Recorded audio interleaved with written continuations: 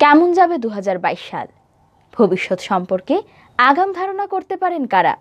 এমন রহস্যময় একাধিক ব্যক্তিত্ব নাকি পৃথিবীতে আগে থেকেই ছিলেন। ২০২২ সাল কেমন কাটবে তা নাকি আগে থেকেই জানিয়ে দিয়েছেন বাবা ভাঙা নামের এক আধ্যাত্মিক গুরু।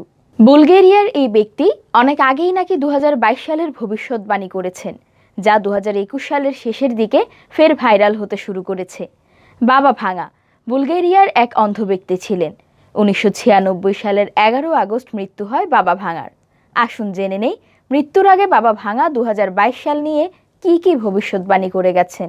বাবা ভাঙা ভবিষ্যৎবাণীতে বলেছেন, ২০২২ সালে আবারও একটি মহামারী হানা দিতে পারে পৃথিবীতে।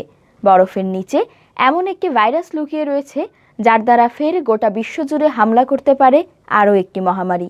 জনসংখ্যা ক্রমাগত বাড়ছে গোটা পৃথিবী জুড়ে। গোটা পৃথিবীতে জনসংখ্যা বৃদ্ধির ফলে ২০২২ সালে পানির সংকট দেখা দিতে পারে প্রকটভাবে। বাবা ভাঙার মতে ২০২২ সালে পঙ্গপাল হানা দিতে পারে ভারতের বিভিন্ন অংশে। পঙ্গপালের হানায় ভারতের বিভিন্ন প্রান্তে ফসলের ক্ষতি হতে পারে প্রচুর। ২০২২ সালে পৃথিবীতে অ্যালিয়েন হামলা চালাতে পারে বলেও নাকি ভবিষ্যৎবাণী করে গেছেন বাবা ভাঙা।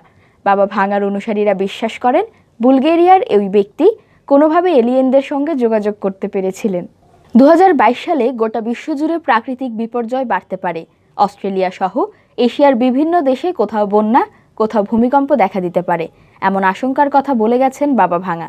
২০২২ সালে মানুষের সামাজিক যোগাযোগ মাধ্যমগুলোর প্রতি আরও আসক্তি বাড়বে, এমন ভবিষ্যৎবাণী করেন বাবা ভাঙা। এখন দেখা যাক বুলগেরিয়ার অন্ধ ব্যক্তি বাবা ভাঙা যা বলেছিলেন ২০২২ সাল সম্পর্কে তা কতদূর সত্যি হয়। তবে ২০২২ সাল যাতে প্রত্যেকের জীবনে ভালো সময় নিয়ে আসে, সেই আশাতেই বছর শেষ করছেন মানুষ।